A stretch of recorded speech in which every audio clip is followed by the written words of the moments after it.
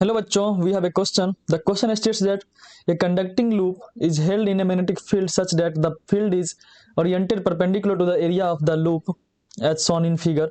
At any instant, magnetic flux density over the entire area has same value but it varies with time as shown in figure. Okay, so हमसे क्या बोला गया है कि ये graph दे रखा है, ये कुछ सिचुएशन पूछा है कि ये कब होगा। तो सबसे पहले हम क्या करते हैं, ग्राफ बनाते हैं। ये ग्राफ कुछ इस तरह से है।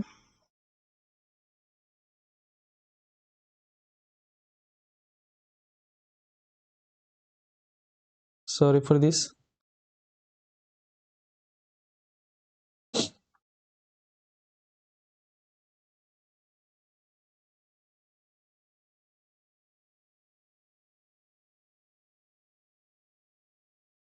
ओके, थोड़ा सा बड़ा सा ग्राफ बना दें ताकि हम एनालाइज कर सके आसानी से।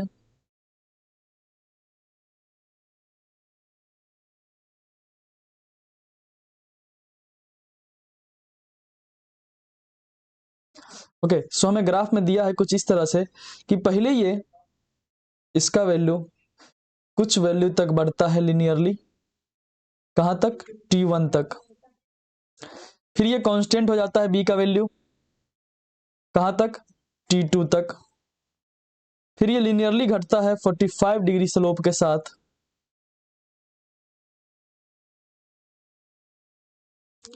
कहां तक, ये है हमारा t3 पॉइंट, ये हमारा t4 पॉइंट। फिर ये कांस्टेंट हो जाता है और ये फिर से घट के क्या हो जाता है, जीरो हो जाता है। कितना पे, ये एंगल दिया है 120, ये कितना दिया है, 60 डिग्री दिया है स्लोप, इसका स्लोप दिया है 45 माइनस में। यहाँ नेगेटिव फिर बी है, यहाँ पर क्या है, टी है।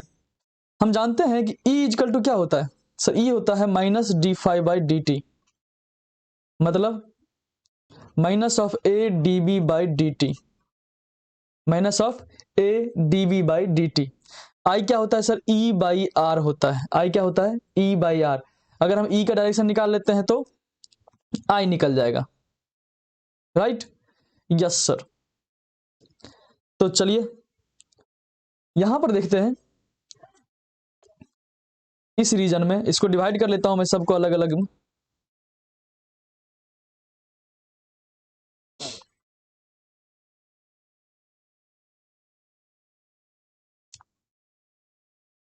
तो क्या है हमारे पास सर, इस रीजन में क्या हो रहा है कि स्लोप इसका, ये बी हमेशा बढ़ रहा है, बी हमेशा क्या हो रहा है, बढ़ रहा है, पॉजिटिव में बढ़ रहा है।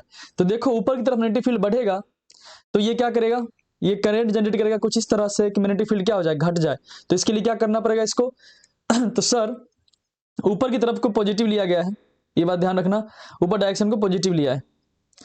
सो अभी क्या हो रहा है, ऊपर की तरफ करंट हमारा बढ़ रहा है, सॉरी मैग्नेटिक फील्ड क्या हो रहा है, बढ़ रहा है। तो करंट कैसे इंड्यूस होगा, उसको घटाने के लिए क्लॉकवाइज इंड्यूस होगा ताकि हमारा मैग्नेटिक फील्ड क्या हो जाए, घटे। तो आई इंड्यूस जो होगा वो क्या होगा, क्लॉकवाइज होगा। कैसा होगा, क्लॉकवाइज होगा, राइट, यस सर। और आई का वैल्यू देखे तो क्या हो जाएगा सर, आई का वैल्यू हो जाएगा एरिया माइनस ए इंटू मैग्नीट्यूड की बात कर लेता हूं मैं, तो मैग्नीट्यूड कितना हो जाएगा, A into A by R into D B by D T. D B by D T कितना है, स्लोप इसका √3 है, बस मैं इस मैग्नीट्यूड की बात कर रहा हूं, ए बाई आर √3। डायरेक्शन तो हमने देख लिया क्लॉकवाइज, तो A by R √3, right, yes sir. इस केस में क्या है सर, इस केस में हमारा स्लोप जो हमारा वो क्या है, डीबी बाई डी टी, ऐसे लिख देता हूं, डीबी बाई डी टी क्या है, जीरो है। तो आई क्या हो जाएगा, जीरो हो जाएगा सर। इस केस में क्या है, डीबी बाई डी टी जो हमारा वो -1 है, कितना है, -1 है, राइट।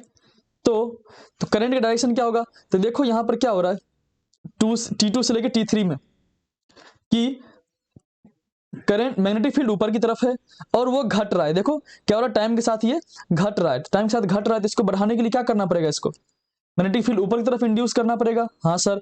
तो उसके लिए क्या करेगा, ये ईएमएफ इंड्यूस करेगा एंटी क्लॉकवाइज डायरेक्शन में, मतलब करंट जो इंड्यूस होगा वो किधर होगा, एंटी होगा।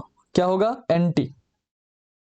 और आई का मैग्नीट्यूड की बात करूं तो कितना आ जाएगा सर, वो आ जाएगा A by R into D B by D T. D B by D T कितना है, 1 है सर, -1 है, मैं केवल मैग्नीट्यूड ले रहा हूं, ठीक है, a/r हो गया। इस केस में बात करूं तो इसमें क्या हो रहा है, सेम वही चीज सर, 45 डिग्री स्लोप पे है, तो dv/dt कितना आ जाएगा, -1। और इसमें देखो क्या है कि हमारा मैग्नेटिक फील्ड हो गया निगेटिव, मैग्नेटिक फील्ड क्या हो गया, अब निगेटिव हो गया और नीचे की तरफ जा रहा है। तो नीचे की तरफ जा रहा है मतलब क्या, मैग्नीट्यूड बढ़ रहा है, मैग्नीट्यूड क्या हो रहा है इसका, बढ़ रहा है, डायरेक्शन वैल्यू तो इसका घट रहा है, नेट वैल्यू क्या हो रहा है, घट रहा है, नेट वैल्यू घट रहा है। लेकिन ये अगर निगेटिव में बात करूं कि सर नीचे की तरफ क्या हो रहा है, ये बढ़ रहा है, तो ये क्या करेगा, इसको घटाने के लिए ऊपर की तरफ मैग्नेटिक फील्ड इंड्यूस करेगा, उसके लिए क्या करेगा, ये ईएमएफ जनरेट करेगा, किस डायरेक्शन में सर, ईएमएफ जनरेट करेगा एंटी डायरेक्शन में, किस में, एंटी में। तो आई किधर हो जाएगा, आई हो जाएगा एंटी में, किधर हो जाएगा, एंटी में। और आई का वैल्यू कितना हो जाएगा, आई का मैग्नीट्यूड हो जाएगा वही a/r। इस केस में क्या हो जाएगा, dv/dt इज इक्वल टू 0, क्योंकि b हमारा क्या है, कांस्टेंट है, सो आई क्या हो जाएगा, 0। इस केस में बात करूं तो dv/dt हो जाएगा हमारे पास कितना, 60 डिग्री होगा ये, तो ये हो जाएगा √3।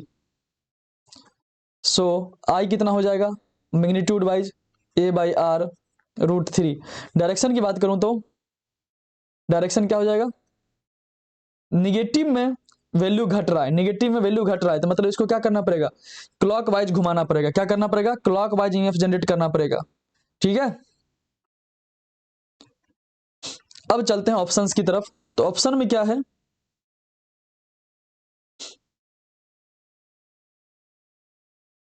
फर्स्ट देखेंगे, सेकेंड, थर्ड, फोर्थ। चलो फर्स्ट में क्या है कि induced current in coil is clockwise sense. देखो क्लॉकवाइज किस में है, तो सर इसमें है और इसमें है, T0 से लेके T1 तक, T0 से T1 ऑप्शन है क्या, नहीं है, तो ये ऑप्शन कौन सा है, ये हमारा T5 से T6 है, तो T5 से T6 है ऑप्शन क्या, हाँ सर, तो फर्स्ट का ऑप्शन क्या आ जाएगा, सी आ जाएगा, ठीक है। फिर क्या पूछा हमसे, induce current in coil is anti clockwise sense, anti कहां कहां पे है, एंटी हमारे पास है T2 से लेके T3 तक, T2 से T3 है क्या, हाँ सर है, तो option number A is the match for 2। फिर कहां है, फिर एंटी हमारे पास है T3 से T4, T3 से T4 कहां है, बी में, और कहीं पे है एंटी, नहीं सर। इंड्यूस करंट इज 0, देखो 0 कहां पे है, यहां पे, T1 से लेके T2, T1 से T2 है क्या हमारे पास ऑप्शन, नहीं है। फिर कहां है, T4 से T5, yes there is option, तो ये आ जाएगा डी, तो थर्ड का मैच करेगा D, right. Induce current is maximum, देखो मैक्सिमम कितना करंट है इस सब में, मैक्सिमम करंट आ रहा है √3 a/r, जो कि यहां पे है और यहां पे है, तो ऑप्शन ये अवेलेबल तो है नहीं T0 से T1, तो केवल क्या आएगा, T5 से T6 आएगा, जो कि है ऑप्शन नंबर सी, राइट। तो ये हमारा आंसर हो जाएगा फाइनल।